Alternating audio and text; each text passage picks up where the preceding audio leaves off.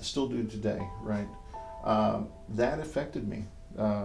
Over time, it affected me where I couldn't sleep because every time I would close my eyes, I would see this young lady and me pulling her out. The other thing was guilt, because in my mind I was thinking, man, if I would have just gone right there in the water where they had told me initially, maybe this little girl would have had a chance.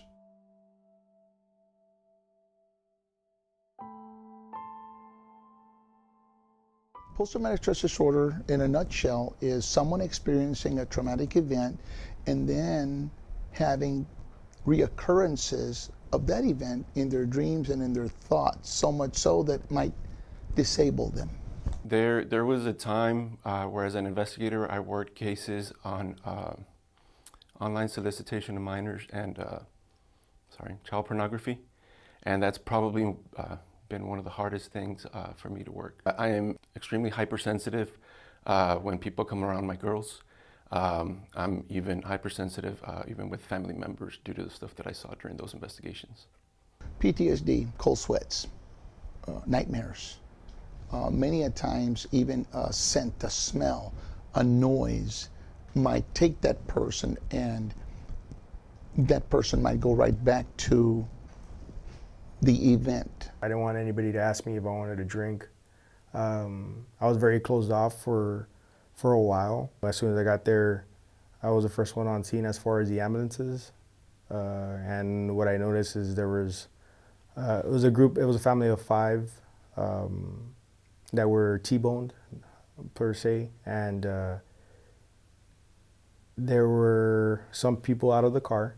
Some were laying on the ground. Obviously there was anywhere from internal injuries to head injuries, and then one of the family members was actively in cardiac arrest. So we got to work, right? We try to handle what we call as a mass casualty incident. We tried our best to properly the patients and who needed to get extricated or transported as soon as possible. In my opinion, these people came out of isolation and their resilience was just tampered with. You know, their curiosity to overcome or to explore other solutions for tough situations. So I think the key word here is I think some people are just a bit more resilient than others. It took me a little bit, because one of the things I really want to mention and talk about is that, you know, we lose approximately 100 to 200 firefighters every year to suicide.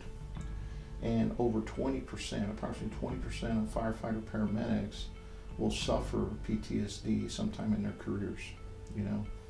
And as I was mentioning earlier, is one of the things I feel is really troubling to me is that 26 years ago, 25 years ago, we didn't have the things that we have in place today to help our personnel, to help our firefighters and our medics to deal with the things. It was one of those machismo things. Hey, this is part of the job. You just need to deal with it. You suck it up. Don't let it bother you. But over time, it does bother you.